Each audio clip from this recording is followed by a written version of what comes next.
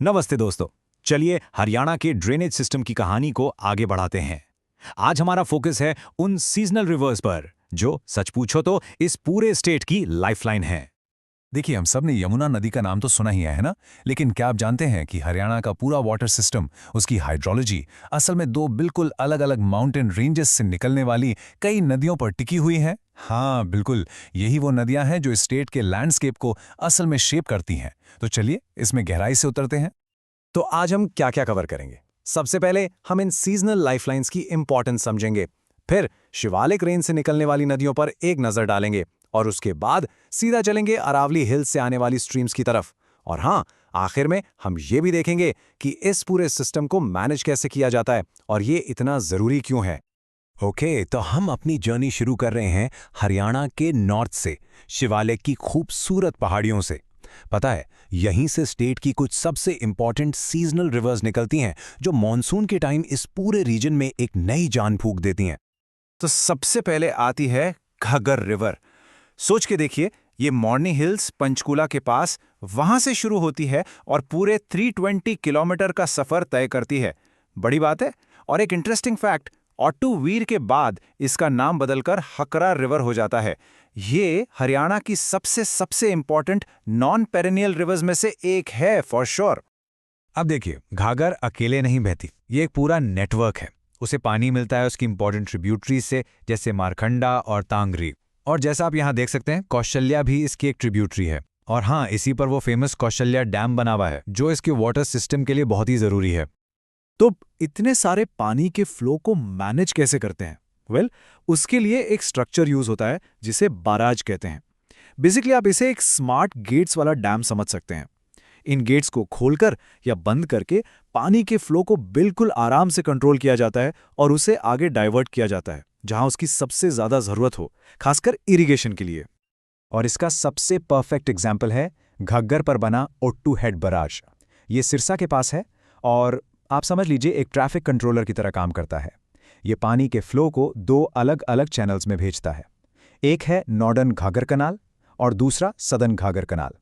इससे होता यह है कि खेती के लिए एक कंसिस्टेंट पानी की सप्लाई बनी रहती है। चलिए आगे बढ़ते हैं एक और शिवालिक रिवर की तरफ, सोम।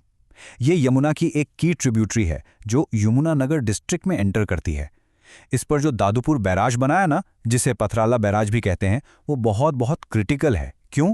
क्योंकि ये सोम के पानी को सीधा वेस्टर्न यमुना कैनाल से जोड़ता है। ये एक मेजर वाटर मैनेजमेंट प्रोजेक्ट है दोस्तों। तो शिवालिक की नदियां तो हमने देख ली। अब हम हरियाणा के बिल्कुल दूसरे छोर पर चलते हैं, साउथ की तरफ। यहां हम उन स्ट्रीम्स को देखेंगे जो अरावली हिल से शुरू होती हैं। और मैं बता दूं, इनका पूरा कैरेक्टर नदन रिवर से काफी अलग है। यहाँ की सबसे प्रोमिनेंट रिवर है साहिबी। ये राजस्थान के अरावली हिल से निकलती है और रेवाड़ी डिस्ट्रिक्ट के पास हरियाणा में एंटर करती है। इसकी लंबाई है लगभग 120 किलोमीटर। और हाँ, इसकी मेन ट्रिब्यूटरीज हैं दोहान और थापना, जो मॉनसून के टाइम इसके फ्लो को काफी बढ़ा देती हैं। अब साहिबी के पानी को मैनेज करने के लिए दो की स्ट्रक्चर्स बनाए गए हैं। पहला है मसानी बराज, जो रेवाड़ी में 1989 में बना था, और दूसरा है खरखरा बराज। ये दोनों मिलकर इस नदी के बहाव को कंट्रोल करते हैं ताकि इसके पानी को इरिगेशन जैसे जरूरी कामों के लिए इस्तेमाल किया जा सके। साहिबी के अलावा भी यहाँ दो और छोटी पर काफी इंपॉर्टेंट सीजनल स्ट्रीम्स हैं, दोहन और कृष्णावती। ये दोनों भी बाय द वे राजस्थान से ही आती हैं और इनके पानी को स्टोर करने के लिए चेक डैम्स बनाए गए हैं, जैसे दोहन नदी पर हामिदपुर चेक डैम।